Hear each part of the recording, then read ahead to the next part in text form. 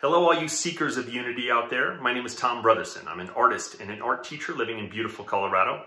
And I'm so happy for this chance to be part of this community where we can have an interfaith dialogue about mysticism. As for my own background, I'm a Roman Catholic. About 6 years ago, I was going through some hard times, what St. John of the Cross might call the dark night of the soul. It was recommended to me that I seek out God. And in doing so, I found this whole side of Catholicism, this whole tradition of the Desert Fathers. I found contemplative prayer. Great teachers like Father Thomas Keating, Father Richard Rohr, Father Merton, and this idea of Christian mysticism through this monastic point of view. And it really resonated with me and it helped me to connect. It definitely changed the kind of artwork I've been making. This artwork here is inspired by the idea of the language of the birds, or the Adamic language, that there's some sort of root language that we all know in our hearts.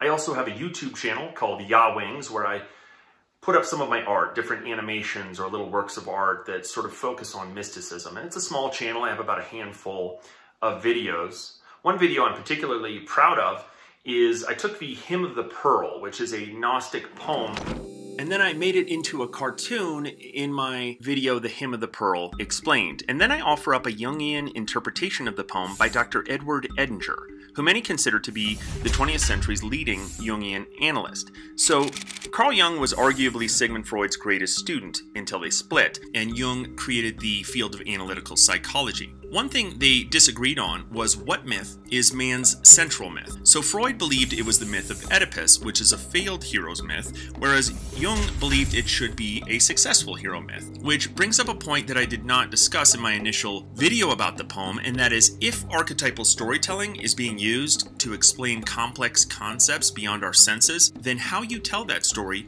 is very important. So Jung was interested in these archetypal stories that function as sort of a Trojan horse for Gnostic belief, and Gnosticism was an early Christian movement that popped up around the 2nd century. The Catholic Church ultimately deemed it heretical, essentially had all of their writings destroyed. And then, presumably to rescue the works, a collection of about 50 of these Gnostic texts was buried in Upper Egypt, and then it was discovered in 1945. In fact, one of the codices from that library was actually named the Jung Codex when it was purchased for his library. Jung was studying Gnosticism long before this archaeological find. In 1916, he wrote the book 7 Sermons to the Dead, which was filled with Gnostic terms like pleroma and creatura, and then he attributed the text to Basilides of Alexandria, who was an early Gnostic teacher. So what is the Hymn of the Pearl? In a nutshell, it's a narrative about a prince living in the kingdom of his father, and the father sends the son into Egypt to find a pearl at the bottom of the sea. The son forgets his mission. The father helps the son to remember, and then he finds the treasure, and in doing so, the son earns his place on the throne with his father, the King of Kings.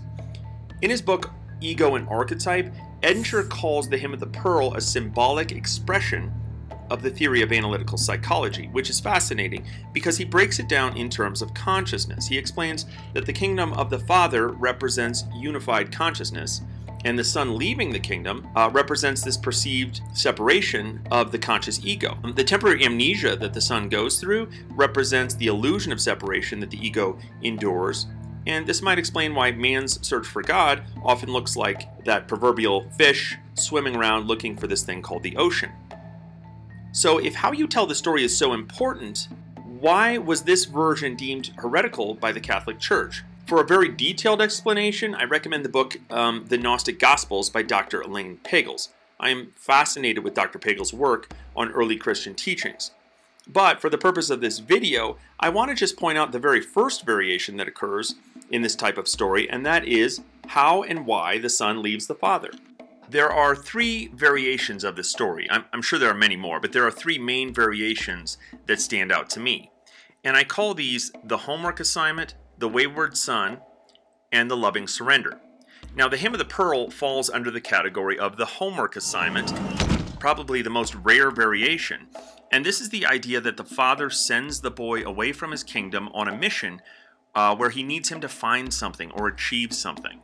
A contemporary example would be Paulo Coelho's The Alchemist. In that story, the priest king Melchizedek sends the boy into Egypt to find a treasure exactly like the Hymn of the Pearl. And I would call this a Gnostic way of telling the story, as it suggests that there is something that an individual can do to secure their place in the kingdom of the Father. Next is the variation I call the Wayward Sun, a more prevalent variation, where the son leaves the kingdom of the Father as a consequence of poor decision making. A contemporary example would be the Disney film The Lion King. In that one, the king tells the son that he can rule over all that the light touches, but he must never enter the shadow. The son then immediately goes into the shadow and sets into motion the death of the father and the son leaving the kingdom of the Father. Now, this is a very Judeo-Christian way of telling the story, because we see this in Adam and Eve's choices, resulting in them being cast out of the Garden of Paradise. And again, we see this when Jesus tells the parable of the prodigal son and how his choice led to his separation from the Father. And this variation introduces the concept of free will, and it suggests that the kingdom is not earned, but rather the son's homecoming is a product of pure grace. The third version I call the loving surrender. In this version, the father doesn't want the son to leave his kingdom, and the son doesn't want to leave, but so that he can live, the father lets him go. A modern version would be the story of Superman. Their homeworld, Krypton, is going to be destroyed, so the father allows his son to come down to earth so that he might live. This version can be found in the Torah, the Bible, and the Quran in the story of Moses' mother floating him down the river Nile in a basket to save his life. If the son and father united in the kingdom represents unified consciousness, as Edgar suggests, then you can't really place the onus of the separation on either because, well, they're one. And that's just the very first detail in a story like this. So you can see how theologians and scholars who see an esoteric wisdom in these poems, parables, and historical events would be so passionate about how we should go about telling them and retelling them. And I think there is value in these early Christian teachings from a comparative religion standpoint. And to just censor them would be to throw the baby out with the river water, so to speak.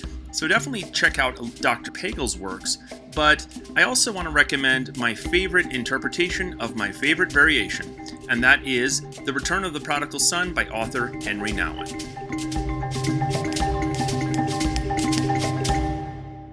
So once again, thank you for letting me share with this group. I'm so thankful to be a part of this group. And thank you, Zebby. Keep seeking, everybody.